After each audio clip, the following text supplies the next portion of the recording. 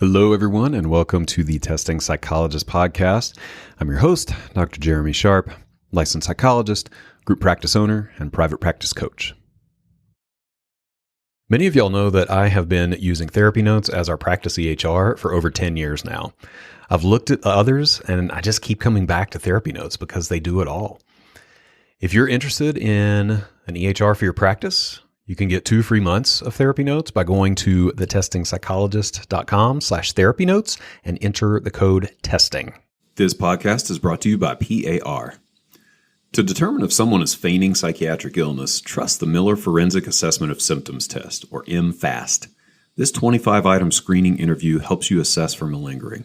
Learn more at parinc.com/MFAST. Hello, y'all. Welcome back to the Testing Psychologist and to a business episode. So sometimes I look back and reflect on little moments over the years that made a big impact on our practice. Do you ever do this? One of those moments was a relatively brief conversation a few years ago with my friend, Uriah Guilford from The Productive Therapist, about scheduling intakes. This was almost like a throwaway conversation, which is interesting to think about now because it's made such a big impact on our practice. He mentioned that his practice moved to a booking system for scheduling intake calls rather than trying to field all of the incoming live calls.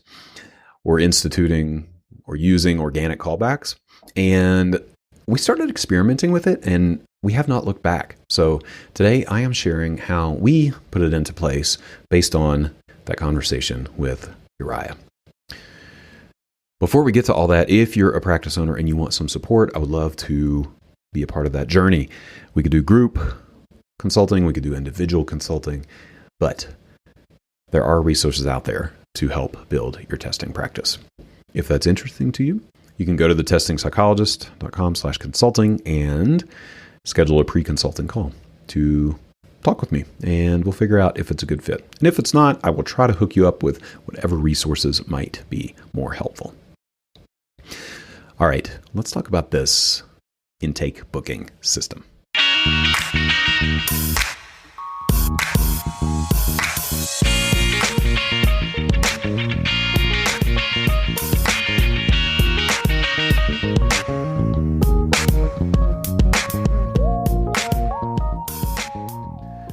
Okay, folks, here we are. We're going to dive into it right away.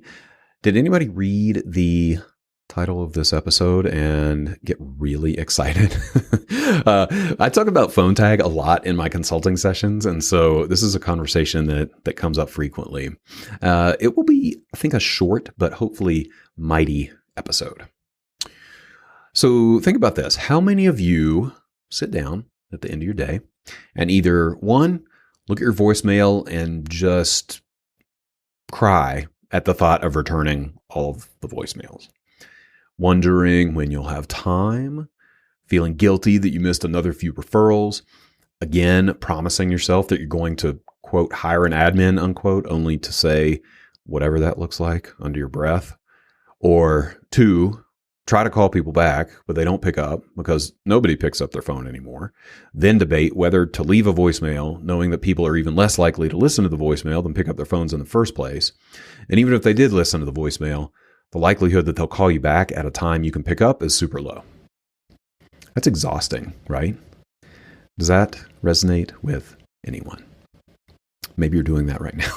Maybe you're procrastinating phone calls because they're exhausting and you just want to listen to a podcast. So enter the screening call system. So the screening call system can work in a group practice like ours, where we have 30 plus clinicians, or a solo practice where you're the only one answering the phones and returning calls. But to give you a sense of how well this has worked for our practice, we capture probably 70 to 80 leads in our practice each week in terms of booked screening calls. The incoming calls, like actual incoming live phone calls to schedule an appointment to our receptionist, are only probably 3 to 5 a day at this point. And of course, that's at scale, right? But that'll give you an idea of the percentage of calls that we are capturing with these booked screening calls. So we still have a receptionist on staff to answer the incoming live calls, but and a few other random questions, but she's largely freed up to do other tasks at this point, which is great. It's like we've gained an extra admin. Okay, so here's how this booking system works, the screening call system works. Rather than letting people call into the practice whenever they want with the hope of booking an appointment and getting a live receptionist on the phone who will have the time to book that appointment, because honestly, like until you get to a certain point, who can really afford a full-time receptionist to answer a call whenever it might come in? So what you can do is change all of the calls to action on your website and elsewhere to say, quote, book your screening call or book your intake call. And that link, when people click on it, sends people directly to a calendar with your, here's the kicker, predetermined and defined availability for these booking calls. It could be a Google Calendar, Acuity, Calendly, your EHR's booking system, whatever it may be. There are plenty of systems out there that allow for creating an event or event slots and then letting people book into them. But the idea is that you have chosen consistent times each week. Let's say it's 3 to 5 on Mondays and Wednesdays and 9 to 10:30 on Tuesdays and Thursdays, when you're available and ready to do a brief intake screening call with potential clients. So people click the link, they go straight to your calendar, they can select the time that works best for them and book directly onto your calendar for the screening call. And there you go. You have captured the lead by giving them the chance to book a, quote, real appointment, which thereby increases the likelihood that they will stop calling around and trying to find another practice that will take them. You eliminate the missed calls and voicemails and the how do I find the time to call people back dilemma, because you've set aside the time, it's on your schedule. If those calls don't get filled, boom, you've got extra time that you weren't counting on, but it's still reserved. And it'll also help give you a sense of the real number of quality leads that you're getting, because you'll see the booked appointments rather than just missed calls and wonder if those people were like truly interested or good candidates or not. Let's take a break to hear from a featured partner. Y'all know that I love Therapy Notes, but I am not the only one. They have a 4.9 out of 5-star rating on Trustpilot.com and Google, which makes them the #1 rated electronic health record system available for mental health folks today. They make billing, scheduling, note-taking, and telehealth all incredibly easy. They also offer custom forms that you can send through the portal. For all the prescribers out there, Therapy Notes is proudly offering e-prescribe as well. And maybe the most important thing for me is that they have live telephone support 7 days a week, so you can actually talk to a real person in a timely manner. If you're trying to switch from another EHR, the transition is incredibly easy. They'll import your demographic data free of charge, so you can get going right away. So if you're curious, or you want to switch, or you need a new EHR, try Therapy Notes for 2 months, absolutely free. You can go to thetestingpsychologist.com/therapy notes and enter the code TESTING. Again, totally free, no strings attached. Check it out and see why everyone is switching to Therapy Notes. Determining if a person is feigning psychiatric illness is critical in certain evaluations.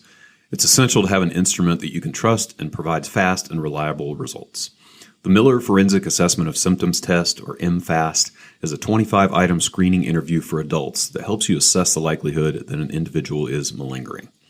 Learn more at parinc.com/MFAST. All right, let's get back to the podcast. So what are the downsides here? If people are in a truly urgent state, this is not going to solve their problem. Okay, you'll still get a few actual calls or emails. Something we found is that people also will occasionally think this is their real intake, no matter what we say during the booking process or what text we put or what we have them read or the warnings. Sometimes people just don't read or just don't remember. So you just have to make it clear as you can during the booking process that this is just a screening call to make sure that you're going to be a good fit for an evaluation. Now, this process also doesn't address emails exactly. To help with that, you can, again, change all the calls to action on your website to just do a phone call. I'm a big fan of consolidating calls to action either way, but this will help, funnel people into these booking calls rather than sending emails. And then on the backside, you can also create an email template for any incoming email leads that directs people to your booking link. And so you can respond with that template and get them into that booking link. So like I said, we have seen a lot of success with this approach. People really seem to like it. If you want to get fancy, there are many options and scheduling software that will let you collect information from clients before they book this appointment, so you have an idea of what they're looking for and their insurance and that kind of thing. It's really quite flexible, but I found it to be really helpful for solo practitioners who may not have the bandwidth for an admin person, but still want to capture those incoming leads in a predictable way. So I hope this has been helpful. If you put this into place, let me know how it goes. Shoot me an email to jeremy@thetestingpsychologist.com and share your story. Or if you have a different system that seems to work really, really well, that's not Live Answer. I think we all know Live Answer would be ideal for everyone. But if you have a different system, let me know. I'd love to hear about that as well. All right, y'all. Thank you so much for tuning into this episode. Always grateful to have you here. I hope that you take away some information that you can implement in your practice and in your life. Any resources that we mentioned during the episode will be listed in the show notes, so make sure to check those out. If you like what you hear on the podcast, I would be so grateful if you left a review on iTunes or Spotify or wherever you listen to your podcasts. And if you're a practice owner or aspiring practice owner, I'd invite you to check out the Testing Psychologist mastermind groups. I have mastermind groups at every stage of practice development: beginner, intermediate, and advanced. We have homework, we have accountability, we have support, we have resources. These groups are amazing. We do a lot of work and a lot of connecting. If that sounds interesting to you, you can check out the details at thetestingpsychologist.com/consulting. You can sign up for a pre-group phone call and we will chat and figure out if a group could be a good fit for you. Thanks so much.